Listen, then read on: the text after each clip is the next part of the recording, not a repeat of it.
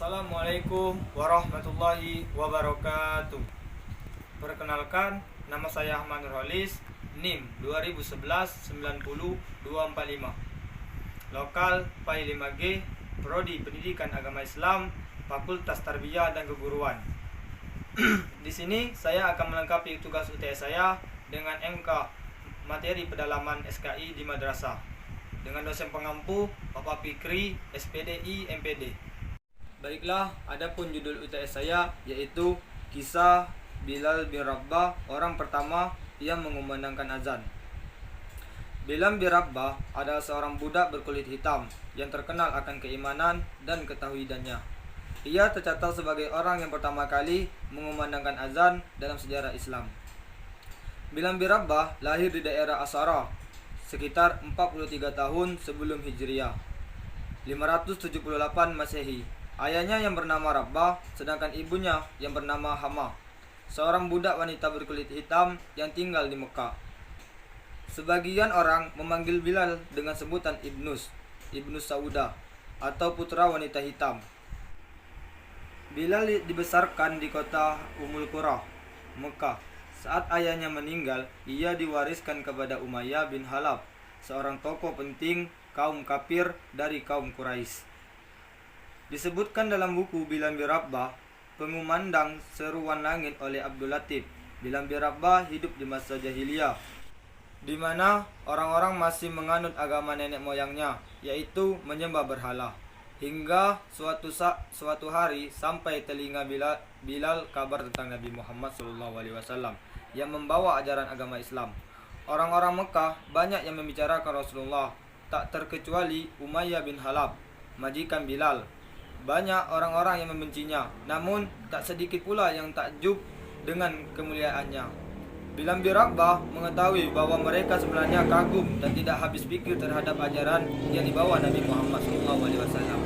Sebagian mereka mengatakan kepada yang lain, tidak pernah Nabi Muhammad berdusta atau menjadi tukang sihir.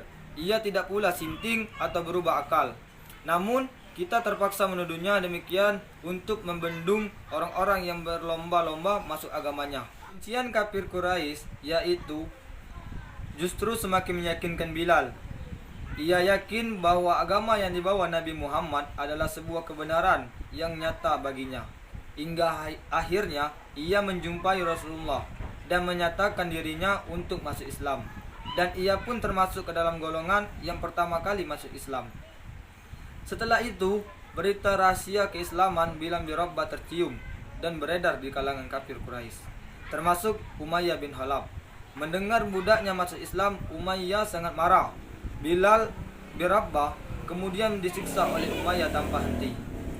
Leher Bilal diikat dengan tambang kurma dan dia diseret seperti binatang hingga sekujur tubuhnya berdarah.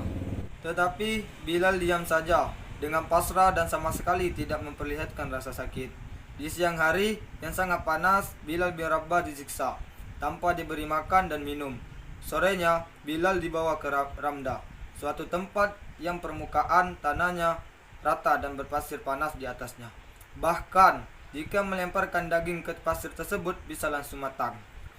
Bilal bin Rabbah oleh majikannya diletakkan kemudian di atas dadanya diletakkan batu besar dan berat sehingga sulit baginya untuk bergerak. Siksaan kejam ini terus diulangi setiap hari untuk memaksa Bilal kembali memeluk agama nenek moyangnya. Bilal dipaksa menyebut Lata dan Uzza, dua berhala yang mereka tuhankan. Namun ia tetap mempertahankan keimanan dengan menyebut kata Ahad. Hingga suatu hari kabar siksaan Bilal ini sampai kepada Abu Bakar As-Siddiq. Akhirnya Abu Bakar pun membebaskan Bilal dengan memberikan sejumlah emas kepada Umayyah. Setelah merdeka, Bilal pun ditunjuk langsung oleh Rasulullah SAW mengumandangkan azan. Untuk pertama kalinya ia mengumandangkan azan tersebut. Azan tersebut sangatlah merdu. Bilal pun terbebas dari belenggu budak yang selama ini mengikatnya. Ia selanjutnya dikenal sebagai muazzin yang taat menjalankan segala perintah Allah dan menjauhi larangannya. Mungkin sekian dari saya. Kurang dan lebihnya saya mohon maaf, dan saya akhiri. Wabillahi taufiq wal hidayah. Wassalamualaikum warahmatullahi wabarakatuh.